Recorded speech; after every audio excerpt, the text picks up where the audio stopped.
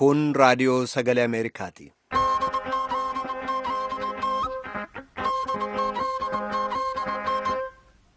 Raadiyoon sagalee Ameerikaa wixataa qabee haga jimaataatti galgala keessaa sa'a lamaan walakkaa jalqabee haga sa'a sadiitti meetir baandii 1925 irratti Waashingtan DC irraa akka dabarsu sagantaa afaan Oromoo amma jalqaba.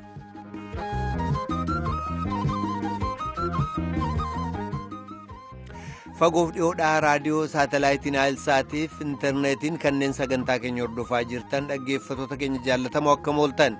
Kibxata amajjii 10 bara 2017 akka lakkoofsa Itiyoophiyaatti immoo amajjii 2 bara 2009 keessummeessaan keessanirraa ani namoo daandiiti. Babarootooleen sooraalaa keettoo du'aadhaa sanitti hima pirezidaantiin Ameerikaa Baraak Obaamaa bara pirezidaantummaa fi guyyaa 10 duubatti fixataa galgal kan uummata Ameerikaatti nagaa dhaamata. Mataa oduu keessaa tokko. Haalli nageenya Itiyoophiyaa keessaa akka tasgabbaa'e fakkaateyyuu furmaata waaraa fiduuf nagaaf araara buusuu barbaachisa jechuudhaan gumiin hoogganoota amantii Itiyoophiyaa ibsee jira. Pirezidaantiin Gaambiyaa Yaayyaa Jame taayitaa isaaniitti cichanii ka turan qabatanii turuudhaaf carraan jiru dhiphataa jira jedhama. Lameessuun nu gabaasaalee keenya oduu keessaati. Muummichi ministeeraa Itiyoophiyaa kaleessa dhimmoota adda addaa irratti tuuta gaazexeessotaaf ibsa kennanii jiru. Mormitoonnis ibsa sana irratti yaada kennanii jiru. Oduudhaa booda walitti qabnee dhiyeessina. Qophii waa'ee uummata Oromoos ni qabna dhaggeeffattoota keenya. Maraafuu haga xumura sagantaa keenyaatti nu waliin turaa jenna. Balleessa oduutiif sora. Miseensoti Koongireesii Ameerikaa nama Doonaald Tiraamp abbaa alangaa addaa Ameerikaatiif filate Jeef Seeshin hojii tana danda'uuf dhibaachuu isaa qorachuu fi Kaapitool Hiil galma walga'ii Koongireesii Ameerikaatti yaamanii gaafii hedduu gaafachuu jiranii qorachuu jiranillee. Jeef Seeshin nama duruyyuu bara gaafuu hujii jiru seneetii Ameerikaa taa'ee hojjatetti gosa tokko jibbuun nama gurraachi jibbuu fi waan hedduu seera malee hojjatee jedhaniitiin himatan.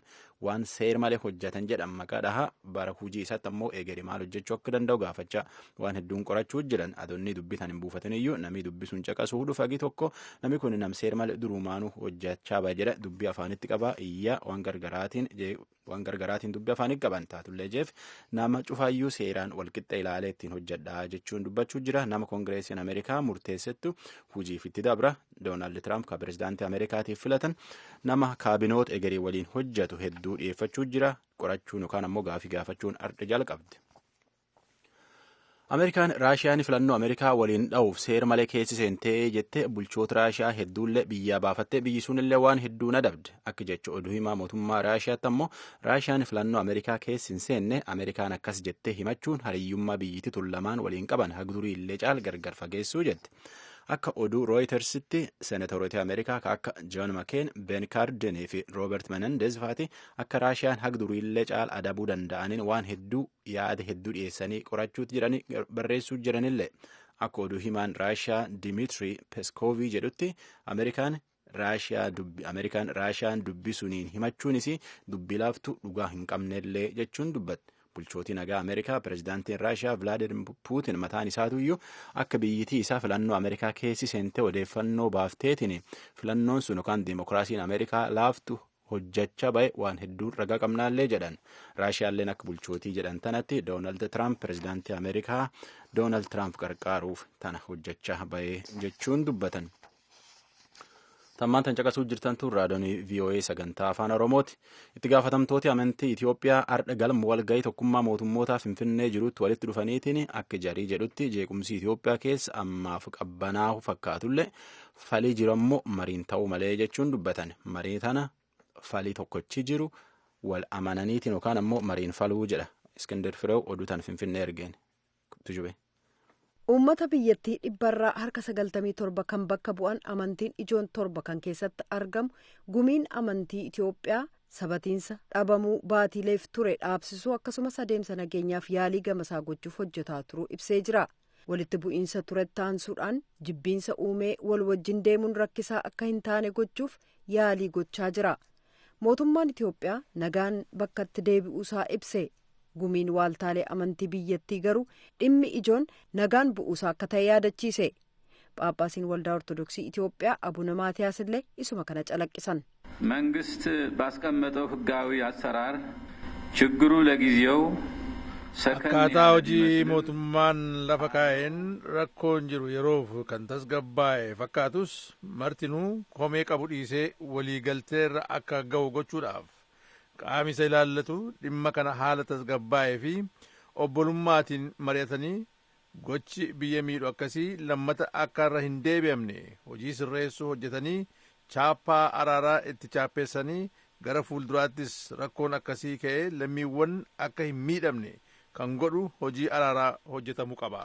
Pireezidaantiin Waldaa Makaana Yesuus luba Waaqsiyuum iddoo isaas araara sanaaf ta'a ka jedhan innaa dubbatan addaddummaa yaadaa qabnu yaada gabii qabuun yoo ilaalle wal wajjin jiraachuu nagaaf guddinni keenya akka saffisu gumaachaa jedhan. Pireezidaantiin mana marii waliigalaa dhimmootii islaamummaa Sheek Mohammad Amiin Jamaal walitti bu'iinsaaf jibbiinsa dhiifama gochuun hambisuun nurra jira jedhaniiru.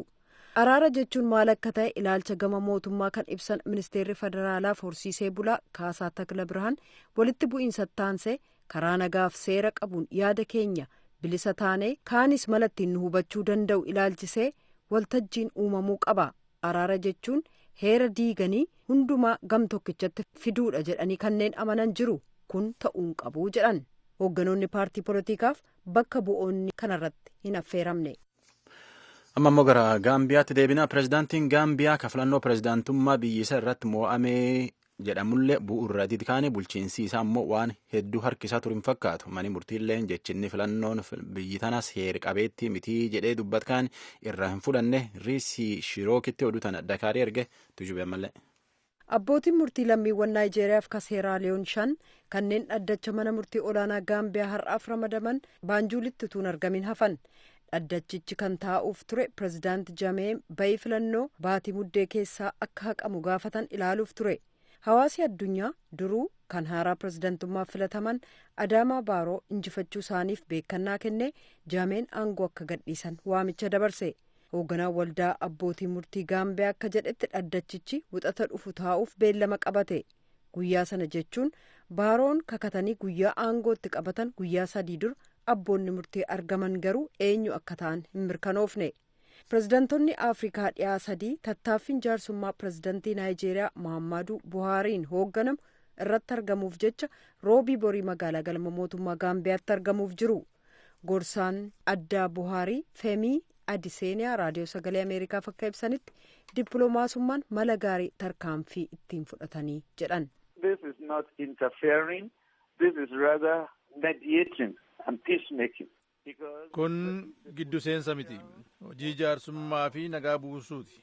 Sababiin isaas haalli amma jiru akka dhukaarraa hojjechuudha. Dhukaan kun yeroo isa kamiinuu dho'uu danda'a. Kanaan immoo namoota balleessaa hin qabaannetu miidhama. Kanaaf nageenyaa fi hojjechuu akkasumas pireezidaanti Jamee waliin mari'achuu wayyaa. Kan haaraa filataman Baaroon akka jedhanitti hooggantoonni ECOWAS bor gamana dhufanii Jameen aangoo akka gadhiisan yeroo dhumaa gaafachuuf jiru jedhan. Oduu addunyaa tokkotti deebineetiin fixannaa akkuma reefu jennee pireezidaantiin Ameerikaa Baraak Obaamaa guyyaa 10 duubatti hojii pireezidaantummaa isaa taganni 8 biyyaan bulchaa baay'ee fixate har'a televezyiinii Ameerikaa irra baay'ee uummatatti nagaa dhaamata akka bulchiinsi Ameerikaa jedhutti Waayit Haawus jedhetu jechuun nagaa dhaametiin tun ta'a Ameerikaa egerii durattiin deemuu dandeettu oduun gabaabduun ammaaf qabtanu.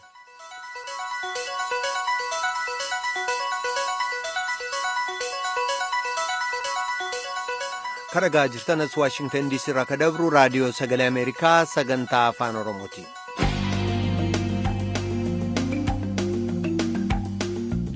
Labsii yeroo hatattamaa kaasuu ilaalchisee murtiin dabarsamee fi guyyaan murame akka hin jirre muummichi ministeera Itoophiyaa obbo Hayilamaariyaam Dassaaleeny ibsa kaleessa gaazexeessotaaf kennaniin beeksisanii jiru. Labsiin sun kaasamuu dura bu'aan hin argamsiise gamaagamamu yaada uummataas qoratamuu qabaa jedhan. Gaazexeessota biyyoota alaa Finfinnee keessa jiraataniif ibsa kennaniin kan isaan kana dubbatan gabaasaa Iskindir Fireew ergeef kana ilaalchisuudhaan yaada mormitoonni kennan jaallannee walitti qindeessitee dhiyeessite kunoo. Labsiin yeroo hatattamaa baatii onkololeessa darbe erga labsamee as muummichi ministeera Itoophiyaa gaazexeessota biyya alaa kanneen Finfinnee keessatti maadheeffataniif ibsa yeroo kennan kun ka jalqabaati. Labsii yeroo hatattamaa yoom ka'a gaaffii jedhuuf. Deebii kennaniin. As you know, the state of emergency, of course, as a matter of facilitating the whole. Akkuma beektan kaafamuu labsii yeroo hatattamaa kan ilaaleen kan ilaalamu bu'aa ammaan dura argaman jajjabeessuu akka qabnu waliin ta'uu qaba. Akkuma beektan labsii yeroo hatattamaa sochii haaromsaa biyyattii keessatti geggeeffamuun haala mijessuudhaan bu'aa ajaa'ibsiisaa argamsiisee jira. Kana malees sochiin idilee kan uummataa fi mootummaa itti fufuusaa kan ibsan muummichi ministeeraa kanas xiinxaluu fi yaada uummataa qorachuu qabnaa jedhaniiru. Kunis labsii yeroo hatattamaa ka'uu ni deeggaraa fi ni morma yoo ta'e adda baafachuuf jedhan. Uummanni labsiin kun akka kaafamu hin fedha taanaan mootummaan kaasuuf qophiidha jedhu obbo Hayilamaariyaam. Garuu jedhan kun kan ta'u bu'aa argame kan itti fufu ta'uusaa ega ilaalamee mirkaneeffame booda. Labsiin kun baatii 6 akka turu duraan yeroo labsametti ka dubbatame yoo ta'u amma ji'a 3 guutee jira. Sana dursee labsiin kun kaafamuu akka malu dubbatamaa ture. Dheeressuunis akka danda'amu immoo heera biyyattiirra kaa'ameera. Amma garuu yeroonsaa dheerachuuf gabaabbachuu kan ilaaleen wanti murteeffame hin jiru. Bu'aa labsiin kun argamsiise garuu nagaaf tasgabii biyyattii hanga dhumaatti kan kabachiisu ta'uu qabaa jedhu obbo Hayilamaariyaam deebii kennaniin. Itti aansanis. We believe that our people can take care of their peace and tranquility. Uummanni keenya nagaaf tasgabbii isaanii akka kabachiisatan amantii qabna. Deemsi tures hawaasa kan hirmaachise waan tureef haalli akkasii biyyattii kana keessatti hin uumamu. Haalli nageenyaa iddoo duraan turetti akka hin deebine mirkaneeffachuu qabdu. Nagaa argame jajjabeessinee uummanni itti gaafatama fudhachuu danda'uusaa mirkaneeffachuu qabna jedhan. Uummanni keenya qophii ta'uu afaan guuteen dubbadha. Garuu yaada uummataa fi qorannaalee adda addaa sassaabuu qabnaa jedhan. Kun erga mirkanaa'ee booda hojiin labsii kana kaasu hojiirra oolaa jedhan muummichi ministeeraa. Labsii yeroo hatattamaa sana booda namoota hidhaman kan ilaaleen gaaffiin ka'ee jira. Hidhamuu kanaa wajjin wal qabatees waa'ee Dooktar Mararaa irratti yaada kennaniin. He conspired with those armed struggling groups sitting down to change government. Uummatoota hidhatan kanneen mootummaa kan herreeyyamu ala jijjiiruudhaaf hojjetan waliin waan shireef hidhame kun karaa kamiiniyyuu hin eeyyamamu kun ifa ta'uu qaba. Akka jecha obbo Hayilamaariyaamitti hoogganaa siyaasaa beekamaas yoo ta'e seera biyyattiin ol miti. Obbo Hayilamaariyaam gaaffilee adda addaa ka'aniif deebii kennuu isaanii Iskindir Fireew gabaasee jira. Ibsa gaazexeessota biyya alaaf kenname kanarratti paartiin koongirasa federaalawaa Oromoo maal jedha obbo Mulaatuu Gammachuu gaafadheen ture. Kan isaan labsiirra ka'anii ji'a 6 yoo dhimmi isaan nutti hammaatee jedhes immoo achi fageessuu hin dandeenyaa kan jedhu kaa'ataniiru. Kanaatiif hamma ammaatti sabi keenya iddoo baay'eetti hubameera, garmalee rukutameera, garmalee hidhameera, garmalees yakkameera, du'is irra ga'eera, isuma sanatti fufuudhaaf humnaan tasgabbeessinaa eessa ga'uu kan jedhu yaada godhataniiti. Garuu isaan akka jedhanitti labsii yeroo hatattamaa suni hojii quubsaa argamsiiseera caalaatti immoo qorachuuf deemnaa jedhu. Kun ta'uu hin danda'a nama humnaan qawweedhaan irra dhaabatanii gaaffiin kee sirrii miti jedhanii itti dubbachuun humnaan waan gochuun waanuma jiruudha. Namni immoo du'aaf jireenya gidduu har'a bulee bor mirga kofiyyuu immoo har'a dubbadhee du'uudha. Isa kam kan wayyu kan jedhu keessaati malee kanaan dura waan inni gaafate deebi'ee fi afaan qabatee kan jedhu hin jiru. Garuu muummichi ministeeraa akka jedhanitti ammaan booda haalli inni kana dura fakkaatu akka deebi'ee hin kaane sinii mirkaneessuun fedhaa jedhan. Maaltu godhameeti gaaffii isa kamtu deebi'ee yeroodhaaf du'a sodaatee yoo dhiise rakkinnoo itti fufee jiraatu kun isa dhumaa ta'a jechuu miti. Kanaaf amma walii galanii rakkoo kana hiikuu moo humnaan itti fufuudha isa kami kan wayyu nuyi yeroo hundumaadhaa karaan kanaadhaa furmaata hin fidu furmaata kan fiduu danda'u. Of jijjiiruudha. Siistemii isaanii jijjiiranii sabaajii walii galan malee sababi kan inni gaafate waliin ta'anii yoo hiikuun danda'ame. Garuu akka isaan jedhanitti immoo labsiin yeroo hatattamaa kun haa ka'u jedhee uummanni murteessinaan nuyi qophiidha jedhu. Baay'ee nama dhiba. Duris uummatatu kana nuu labsaa jedhee uummati ammayyuu taanaan. Warri garmalee hidhaman siyaasa bakka bu'anii warri jiran kan akka Dooktar Mararaa kan akka Baqqalee fa'aa hundumtuu nuuf hiikamanii iddoo adda addaattis warri hidhamanii jiran waa'ee siyaasaaf hiikamanii nagaan bu'uu jedhee gaafataa jira. Yoom gaaffii sabaaf deebii kennaniiti. Akka aangawoonni dhiyeenya kana dubbataa turanitti immoo baatii 6 turiniyyuu kaafamuu malaa jechaa turan. Gama kaaniin yoo ilaallu immoo ji'a 6 caalaa turuu akka danda'uu fi heerarra kaa'ameera. Kana walumaa galatti attamitti ilaaltu dubbii isaan kaleessa dubbatanii wajjin? Mormiin sabaadhaa yommuu itti fufee jedhu kanumaan qabannee cal jedhi ittiin jechisiifna han jedhu qabataniiti durumaayyuu taanaan ji'a jaatti yoo dhumuudhaa baate achi bunnaa cal jechisiisuun yoo dadhabame ammasittuma bunnee yeroo isaa dheeressinaa han jedhu mataa keessaa qabataniiti. Kanaatiif iddoo hundumaatti namni mirga isaa gaafata. Mirga ofii kabachiifachuun dirqama. Kanaaf mirga isaa yommuu inni gaafatu hin ta'uu jedhanii ittiin dirqisiisuudhaan malee waan gara biraa of keessaa hin qabu. Labsii heera mootummaa Itoophiyaa boqonnaa 11 keeyyata 93 maal jedha? Manni maree bakka bu'ootaa ji'a afuriin labsii yeroo hatattamaa kana haaressuu hin danda'a jedha. Garuu ammatti immoo wanti murame hin jiru ka jedhu wajjin attamitti ilaaltu?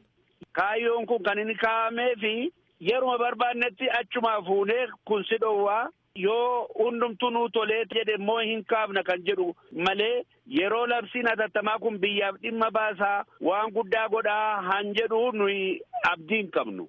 Inni kanaan duraa deebi'ee akka hin kaane namni mirkaneessa yeroo jedhanitti muummichi ministeera Hayilamaariyaam kan kana jedhuu fi deemsi ammaa keessa dabarre hirmaannaa uummataatiin waan ta'eef dura jajjabeessineeti san booda labsii sana kaafnaa itti gaafatama isaas uummatatti laachuu akka dandeenyu mirkaneessuu qabna jedhu. Adda waa'een yeroo hundumaa seensa waamee kuni walga'ii sabaati walga'ii uummataati jedha. Kanaaf kan warra isaanii mormuu warra gara biraa kan itti makanii gaafatanii wajjiniin mari'atanii maal wayyaa jedhanii kan gaafatan miti. Isaanii walumatti haasa'uu walumaa wajjiniin haasa'anii isa waliijjiniin haasa'aniiti sabi waliigaleeraa godheeraa jedhu. Utuu sabi waliigaleera ta'e rakkinni maa uumama. Adda waa'ee bichaatu akka mootummaattis akka paartiittis karaa ifa ta'een sabitti ba'ee kana godhe kan jedhamu hin jiru. Labsii yeroo hatattamaa sana hordofee waa'ee namoota hidhamanii dubbataniiru. Maal jedhan? Mootummaan namni siyaasaan hidhame tokkoyyuu hin jiru. Nami hidhame hundumtuu yakka godhe. Kaanis immoo yakka gooteetta jedhanii shakkaan kan hidhamedha. Ilaalcha siyaasaaf jennee nama tokkoyyuu hiilee hin qabnu. Nami garuu kumaatamatti lakkaa'amu ilaalcha siyaasaaf paartii akkasiidhaa duukaa buutee kana nu gootee jeequmsa kan uumtan isinii jedhanii paartii keenya keessaa kan jiran hundumaa kan hidhuu danda'ame sababa ilaalcha isaaniiti. Haasaa keessa wanti isaan kaasan waa'ee hidhamuu Dooktar Mararaa Guddinaati.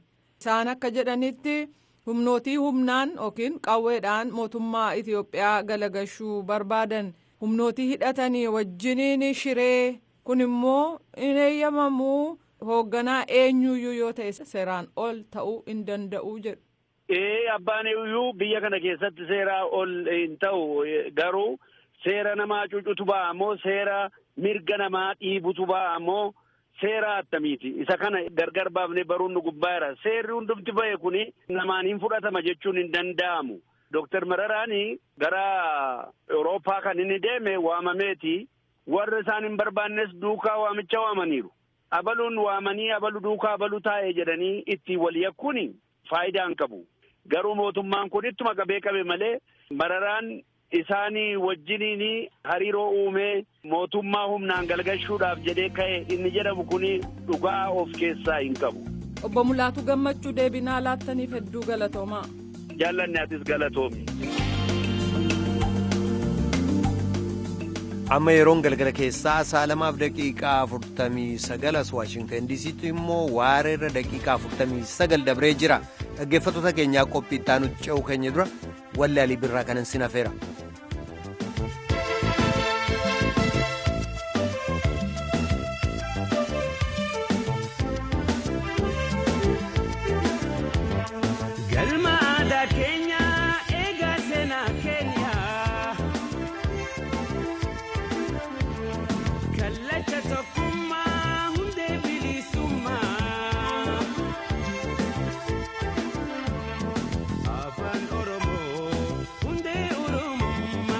Afaan Oromoo hundee Oromummaa gurratti mi'aawa yaa'an sagalee kee cirracha bishaanii baay'inni jecha kee gurratti mi'aawa yaa'an sagalee kee cirracha bishaanii.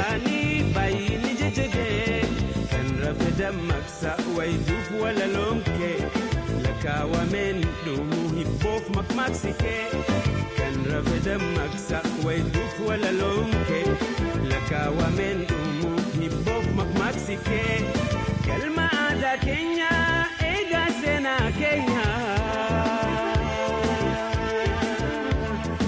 kalletukuma hunde bilisuma Afaan Oromoo hunde Oromummaa Afaan Oromoo hunde Oromummaa gurratti mi'aawa yaa'an sagaleeke cirracha bishaanii baay'ini jajjagee gurratti mi'aawa yaa'an sagaleeke cirracha bishaanii baay'ini jajjagee Alii Birraa walleessaaf guddaa galatoomsanna kun raadiyoo sagalee Ameerikaa sagantaa Afaan Oromooti. Waa'ee uummata Oromoo kana beektu laata?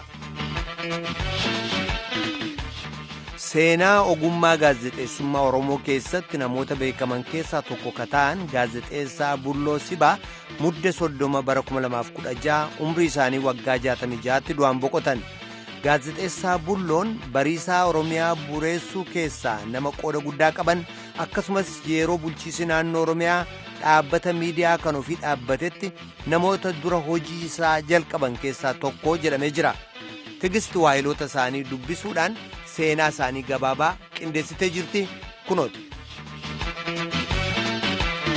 Gaazexeessaa Bulloo Sibaa godina Arsii Lixaa Aanaa Shaashamannee ganda Buttee Malkaa Odaa jedhamutti bara 1943 akka lakkoofsa Itoophiyaatti dhalatan. Barumsa sadarkaa tokkoffaa achuma magaala Shaashamanneetti fixanii sadarkaa lammaffaa immoo magaala Adaamatti hordofanii bara 1962 kutaa 12 xumuruu isaaniitti seenaan isaanii han mul'isu. San booda gaazexeessaa Bulloon barumsa gaazexeessummaa barachuudhaa biyya Bulgaariyaa dhaqanii sartifikeetiidhaan eebbifamanii gara biyyaatti deebi'uudhaan hojii gaazexeessummaa keessatti amma lubbuun isaanii darbutti tajaajilaa turan. Biyya keessattis leenjii gaazexeessummaa hedduu fudhachuun isaanii han himamuuf gaazexeessaa Bulloo Sibaa ogummaan kun akka dagaagu ogbarruun Oromoo akka guddatu gahee guddaa taphachaa turan. Obbo Bulloon hojii gaazexeessummaa keessatti bifa maxxansaatii fi reediyoodhaan gabaasaa gulaalaa fi itti gaafatamaa qofa odoo hin ta'in bureessitoota keessaa hangafaa fi tokko ta'uu isaaniitti waayiloonni isaanii ragaa bahaniif. Obbo Addunyaa Haayiluu biiroo dhimmoota koominikeeshinii Oromiyaatiin nan qophaa'u gaazexaa kallacha Oromiyaatiif hojjetan. Obbo Bulloon gaazexaa kallacha Oromiyaa qofa osoo hin taane baroota dheeraadhaa kaasaniiti kan isaanii gaazexeessummaa Afaan Oromoo keessatti gahee qabanii naannoo bara 1965 irraa kaasanii sagalee misraachoo kan jedhu kan waldaa warra wangeelaa Makkaana Yesuus jalatti kan bulaa ture qopheessaa sagantaa Afaan Oromoo Saadaatti keessatti akka isaan miindeeffamanillee seenaan jireenya isaanii ibsa. Gaazexoota hojjetaman keessaa tokko bariisaa ture hojii sirreessaa jedhamurraa kaasee gulaalaa muummee gaazexaa kanaa ta'anii gaazexaan bariisaa akka isheen guddattuu gaazexaan sun gaazexaa seena qabeettiidha. Guddina Afaan Oromootiif illee gaazexaa gahee guddaa gumaachedha. Kanaaf achi keessatti guddina gaazexaa sanaatiif nama gahee guddaa gumaachedha gaazexeessaa Bulloo Sibaa jechuudha. Guddina gaazexeessummaa Afaan Oromootiif illee nama gahee guddaa gumaachanii darbanii jechuu dandeenya. Obbo Bulloon ogbarruun Afaan Oromoo akka guddatu hojiin gaazexeessummaa akka dagaagu gahee guddaa qabaachuu isaanii hojiiwwan isaan hojjetan tarreessuudhaan hannaa ibsan immoo Dr. Dastaa Amaarati. Dr. Dastaan waggoota dheeraadhaa Obbo Bulloo wajjin hojjetan amma garuu yuunivarsiitii Finfinneetti qorannoo aadaa fi hawaasummaa keessa hojjetan. Obbo Bulloodhaan yeroo duraa akkamitti akka wal beekan ibsuudhaan jalqaban. Obbo Bulloo wajjin kan wal beeknu yeroo bara dargii Reesii Itoophiyaa keessan hojjetaa ture yaanis isaanis achuma hojjetaa turanii gaazexaa bariisaarra hojjetaa turanii ani immoo gaazexaa Yerzaariif Itoophiyaa kan jedhamu kan afaan Amaaraatiin maxxanfamu irratti hojjechaa ture. Bara 19 ittiin bulmaata biyyattii jijjiiramee naannoleen dhaabbatan isaanii fi ani gara biiroo beeksisa Oromiyaa akka dhaabnu warri Oromoo jedhamtan jedhamnee ani fi Obbo Bulloon gara biiroo beeksisa Oromiyaa akka deemnu nutti himame. Haala sanaan kan walitti dhiyaanne gaazexaan dhaabbachuu akka qabu nuti kutaa gaazexaarraa waan dhaqneef achittis naannoo irratti gaazexaan akka dhaabbatu jara mariisisnee kallacha Oromiyaa kan jedhu jedhanii dhaabanii haala sanaan nuti akkaataa gaazexichitti dhaabbatu irratti waliin hojjetaa turre. Sana dura garuu otoo gaazexichi hin dhaabatiin naannoon sun innaa gaazexaa labsiin irratti ba'u magaalata Oromiyaa kan jedhamu innaa dhaabu aniif isaantu Asaayyee Baqqalaa namni jedhamu 3 taaniiti kan magaalata gaazexaa sana hojjetaa turre. Isaan dabalataan gaazexaa sana alatti immoo kutaa reediyoo Oromiyaa akka qopheessan kan naannoo Oromiyaa sana sagantaa isaa akka qopheessan gara sana irratti ramadamanii isaan reediyoo irra hojjetaa turaniiru. Tole, egaa akkuma natti himta nama Dr. Dastaa isin lamaan keessumattuu bara mootummaan jijjiiramee naannoon bu'uureeffamee naannoo Oromiyaa televezyiinii reediyoo mataasaa gaazexaa mataasaa qabaachuu ka'etti warra bu'uureessitan keessa tokko. Lafaa ka'anii waa tokko bu'uureessuun egaa baay'ee ulfaataa gaheen isaanii jabinne hojii kana hojjechuudha asiin gahuudha ture akkamitti ibsitan sin? Isaan biiroon sun akka miilaan dhaabbatu nama taasisedha. Maaliif ogummaa miidiyaatiin nama baay'ee bilchina qabu, obsa qabu, namni haala qajeeloodhaan akka hojjetu nama gorsaniitiin nama hojjechiisaa turanidha. Halkaniin ba'anii kan hojii irratti argaman sanbatan jedhan. Guyyaa boqonnaan jedhan yeroo hundumaa hojii isaanii irratti kan xiyyeeffatanii hojjetanidha. Aadaan uummata Oromoo karaa miidiyaatiin akka baramu dhimmi hawaasummaa, dhimmi dinagdee uummata Oromoo akka sirriitti hubatamuuf akka beekamu taasisaa kan turanidha. Gaazexeessaa Bulloon naamusa hojii adda ta'e qabaachuudhaan beekamanii ogummaa gaazexeessummaas nama hedduu barsiisaniiru jedhanii jabina isaanii hannaa ibsan immoo gaazexeessaa Addunyaa Haayiluuti. Gaazexeessaa Bullootiidha kan isaan ittiin beekaman naamusa hojii gaarii, ejjennoo gaarii nama qabanidha.